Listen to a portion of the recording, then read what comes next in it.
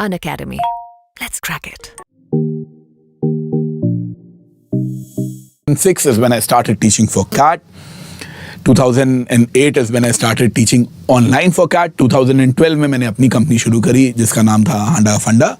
2020 के अंदर वो कंपनी अनअकैडमी ने एक्वायर करी और उसके बाद से मैं अनअकैडमी पे क्लासेस ले रहा हूँ. आजकल थोड़ी कम है but I took very regular classes till August last year.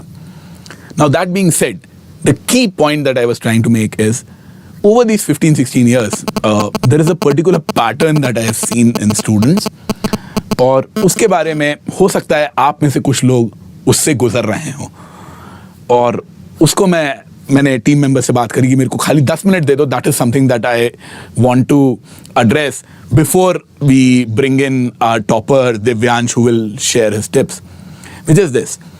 बहुत सारे लोग ऐसे होते हैं जो कि कैट देते हैं नवंबर में, अच्छा नहीं जाता है बट दिसंबर जनवरी तक बाकी एग्जाम्स होते हैं, ज़ाट भी हो गया, उसके बाद में दे थिंक कि अच्छा हाँ इस साल कुछ नहीं हो रहा है, let me try again next year, which is a very good idea. And they start doing it in January, February, they start their preparations again.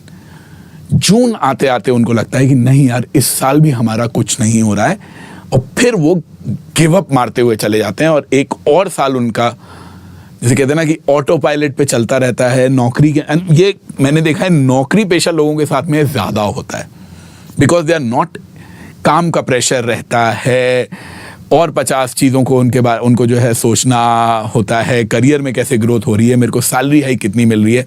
And with all of that it becomes a little difficult to keep motivated for a long period of time.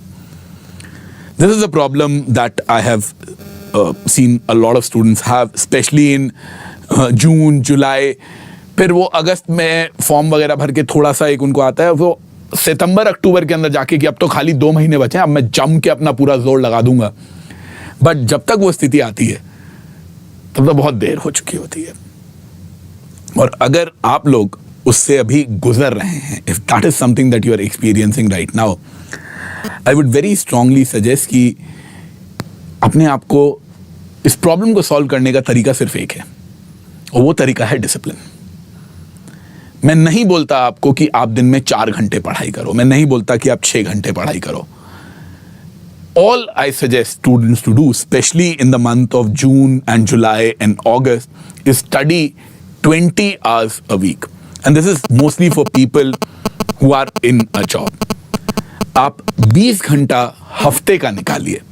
Saturday Sunday शायद आप ज़्यादा निकाल पाएंगे, weekdays में आप कम निकाल पाएंगे, but weekdays के अंदर भी 1 से 1.5 घंटा आप मिनिमम निकालिए.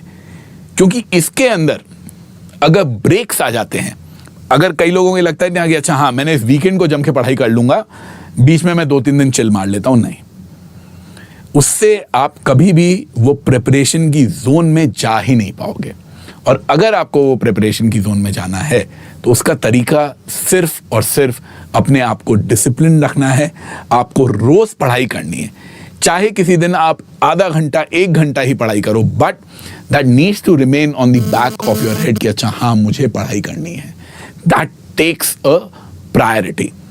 The other reason why I've seen a lot of people go through this cycle of despair in these middle months of their preparation is because that is when they find out कि अरे 10th के marks भी matter करेंगे, 12th के marks भी matter करेंगे, मेरा gender भी मैटर करेगा, मेरा वर्क एक्स भी मैटर करेगा, तो मैं कैट की प्रिपरेशन करूं ही क्यों, मुझे क्या मिलने वाला है.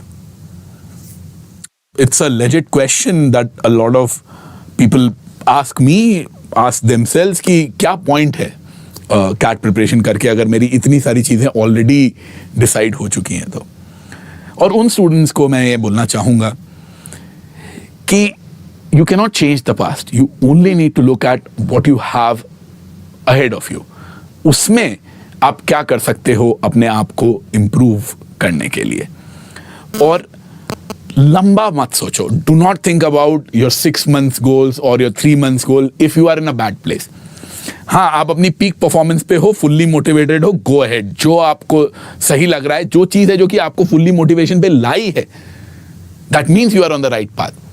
बट अगर आपको लगता है कि यार मेरी तो पढ़ाई करने की इच्छा नहीं हो रही है, या मैं सिर्फ क्लासेस अटेंड कर लेता हूँ, क्लासेस में जितना होगा जो होगा देखा जाएगा, बाकी नहीं, ऐसे काम नहीं चलेगा। क्लासेस, बुक्स, वीडियोस, टेस्ट, ये सारे टूल्स हैं। जब तक आप खुद सेल्फ स्टडी नहीं करोगे, जब तक आप खुद नहीं बैठोगे क्वेश्चंस को सॉल्व करने के लिए, समझने के लिए, अपना दिमाग लगाने के लिए, तब तक आप आगे नहीं जा पाओगे। और आगे जाने के लिए सिर्फ और सिर्फ एक ही तरीका है, वो तरीका है डिसिप्लिन। आप अपने आप को बड़े बड़े टारगेट्स मत दो कि मैं ज्योमेट्री 3 दिन में खत्म कर लूंगा। आप अपने आप को टारगेट दो कि मैं इस हफ्ते 20 घंटा पढ़ूंगा, अगले हफ्ते मैं 21 घंटा पढ़ूंगा, मैं रोज 1 घंटा पढ़ूंगा। That is how you start, that is how you build your foundation, and then you take it forward from there. And I'm very sure if you stick to this discipline and continuous improvement approach, I'm sure आप एक बहुत ही अच्छे score के साथ में cat को crack करेंगे।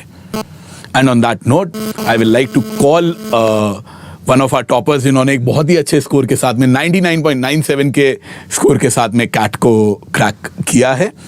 और मैं उम्मीद करता हूं कि he will be able to also share some tips with you how you can take your score to the next level. So I'll just check if Divyansh is a student who will be joining us. And hi Raman, good to have you here. And Divyansh is here. So Divyansh, before I say, please join us. So before I say goodbye, I have some very basic questions for you. जैसे कि how long did you actually take to prepare for the CAT exam? So for me the concepts were actually clear, so it was more about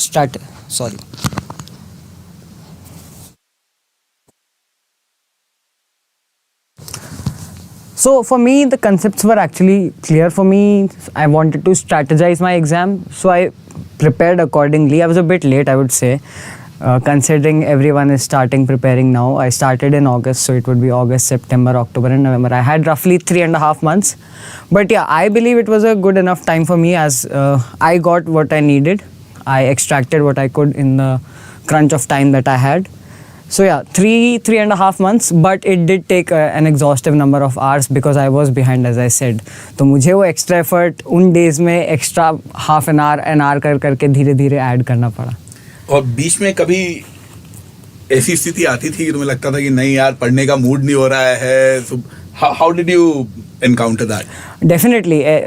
There were many times, so I kept one session after dinner where I had to study. Why? Because मुझे लगता था कि यार exam अगर होगा और मैं थका हुआ जाऊंगा, what if I don't want to attempt the paper, because this is something we encounter at home. What if I encounter this in the exam? Absolutely. So I used to tire myself specially, and then I would study so that मुझे रहे कि हाँ I am prepared for that situation as well. So whenever I used to face this situation कि आज मन नहीं कर रहा है, I forced myself to study कि नहीं आज तो करना ही पड़ेगा. Absolutely, मैं इसी डिसिप्लिन की बात कर रहा था. तो ये जो भी मुश्किलें हैं, लैक ऑफ मोटिवेशन है, मूड नहीं हो रहा है, इच्छा नहीं हो रही है, ऐसा लग रहा है कि यार मेरा कैट में मैं नंबर आएंगे भी तो कुछ नहीं होगा, इन सब चीज़ों से जो निकलना है इस दलदल से, वो जंप मार के नहीं निकला जाएगा, धीरे धीरे लड़ के 1-1 घंटा लड़ के ही निकला जाएगा. And on that note, I will take your leave, guys. Thank you for watching. Thank you for attending. We have a session with Divyansh for another half an hour or so. And then we'll have an Ask Me Anything with Ravi Prakash sir back again. So, thank you, guys. Unacademy. Let's crack it.